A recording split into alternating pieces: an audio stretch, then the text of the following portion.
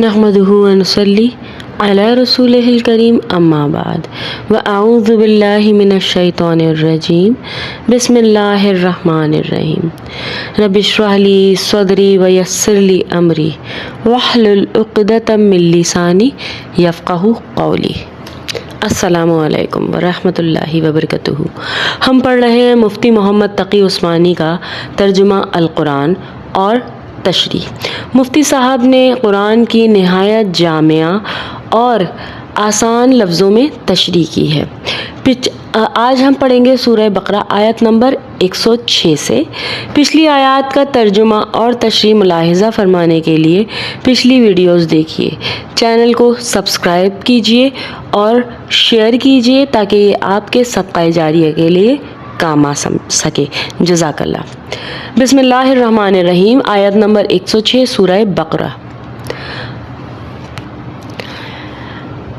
ما ننسخ من آیت او ننسها ناتی بخیر منها او مثلها الم تعلم ان اللہ علی کل شیء قدیر۔ آیت نمبر 106 سورہ بقرہ میں اللہ تعالیٰ فرماتے ہیں، ترجمہ: ہم جب بھی کوئی آیت منسوخ کرتے ہیں یا اسے بھلا دیتے ہیں تو اس سے بہتر یا اسی جیسی کوئی آیت لے آتے ہیں۔ کیا تمہیں یہ معلوم نہیں کہ اللہ ہر چیز پر قدرت رکھتا ہے؟ بے شک، یعنی اللہ تعالیٰ کی یہ سنت رہی ہے کہ مختلف زمانوں کے حالات کے مناسبت سے شریعت کے احکام میں تبدیلی فرماتے رہے ہیں۔ اگرچہ دین کے بنیادی عقائد مثلاً توحید، رسالت، آخرت ہر دور میں ایک رہے ہیں، لیکن جو عملی احکام حضرت موسیٰ علیہ السلام کو دیے گئے تھے ان میں بعض حضرت عیسیٰ کے دور میں تبدیل کر دیے گئے اور حضرت صلی اللہ علیہ وآلہ وسلم کے زمانے میں اس میں مزید تبدیلیاں ہوئیں۔ اسی طرح جب حضرت صلی اللہ علیہ وآلہ وسلم کو شروع میں نبوت عطا ہوئی تو آپ کی دعوت کو مختلف مراحل سے گزرنا تھا۔ مسلمانوں کو طرح طرح کے مسائل درپیش تھے، اس لیے اللہ تعالیٰ نے احکام میں تدریج فرمائی، یعنی بتدریج انہیں تھوڑی بہت تبدیلیاں فرماتے گئے۔ کسی وقت ایک حکم دیا گیا، بعد میں اس کی جگہ دوسرا حکم آ گیا، جیسا کہ قبلے کے تعین میں احکام بدلے گئے۔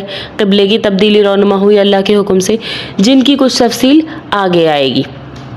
احکام میں حکیمانہ تبدیلیوں کو اسلام میں نسخ کہا جاتا ہے۔